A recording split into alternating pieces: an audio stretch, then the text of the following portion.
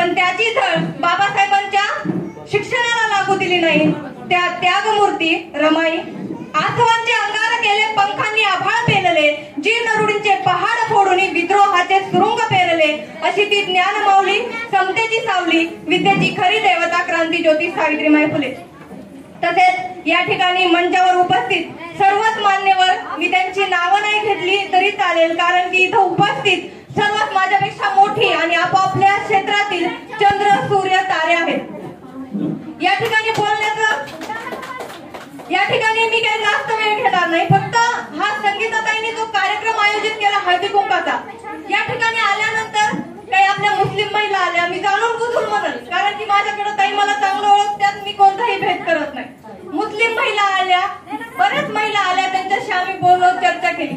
सावित्रीबाईंनीही पुण्यात त्यांच्या काळात एक हळदी कुंकाचा कार्यक्रम केला आणि आपण जी हळदी कुंकाची पत्रिका काढतो ना, तशीच पत्रिका सावित्रीबाईंनीही काढली आणि त्या पत्रिका सावित्रीबाईंनी लिहिलं होतं बघा, तो काळ कोणता होता? पेशवाई संपलेला काळ, नुकताच पुण्यात जातीभेद माजलेला, धर्मभेद माजलेला, स्त्रीला तर कुठलंही स्थान नव्हतं, अशा काळात हळदी कुंकाचा कार्यक्रम घेतला आणि आपल्यासारखा हळदी कुंकाचा कार्यक्रम नव्हता तो।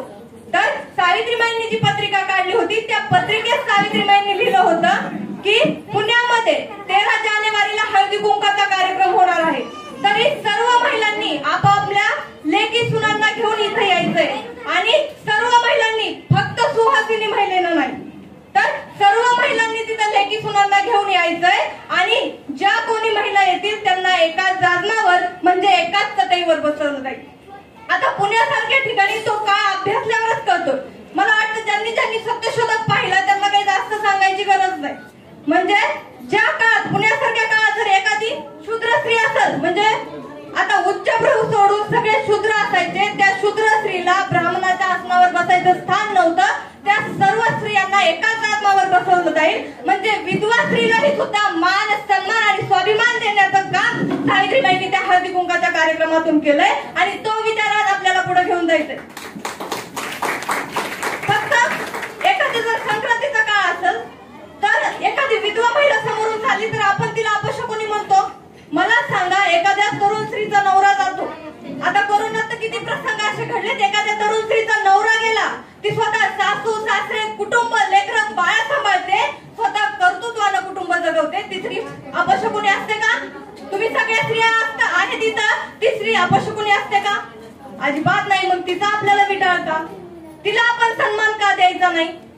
तर अशा कार्यक्रमामध्ये आता आपण शिवसेना पक्षाचं सर्व महिलांनी पद घेतलेले आणि मी कोणत्या पक्षाची कार्यकर्ता वगैरे नाही, पण शिवसेना उद्धव बाळासाहेब ठाकरे हा पक्ष एक विचारांचा अधिष्ठान असलेला पक्ष।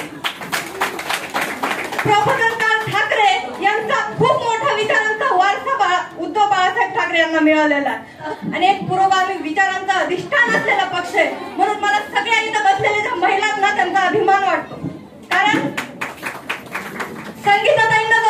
संगीताताईंना मी संघर्ष करताना खूप जवळून पाहिलेलं। त्यांनी जो संघर्ष केला तो इथं उपस्थित प्रत्येक महिलेच्या वाटेला, प्रत्येकीच्या वाटेला संघर्ष असतो आणि प्रत्येक महिलेनं आज बंडखोरी केली पाहिजे। ती बंडखोरी आपल्या घराविरुद्ध नाही, आपल्या सासू सासऱ्यांविरुद्ध नाही, तर जी बंडखोरी जिजाऊंनी केली, जी बंडखोरी सावित्रीबाईंनी इथल्या समाज व्यवस्थेविरुद्ध केली, ती बंडखोरी आपण केली पाहिजे। म्हणूनच तुमच्यातही जिजाऊ सावित्रीचा वंश आहे आणि तुमच्यातही बंडखोरीचा अंश आहे। तुम्ही आज पद घेतलंय, तुम्ही उद्या बंडखोरी करा तुमच्या न्याय हक्कासाठी, कारण एखादा पक्ष पाठीशी उभा राहिला ना तर स्त्री आवाज उठू शकते।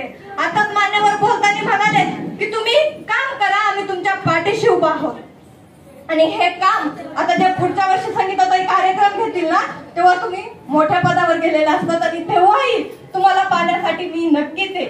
आणि जाताना एवढंच म्हणेल, स्त्री नाही तर आग आहे, स्त्री म्हणजे काही राख नाही तर स्त्री म्हणजे धगधगता पेटता अंगार आहे आणि ती प्रत्येक स्त्री लढू शकते आणि अन्यायाविरुद्ध आवाज उठवू शकते, कारण हा वारसा आपल्याला जिजाऊ सावित्रींचा आहे।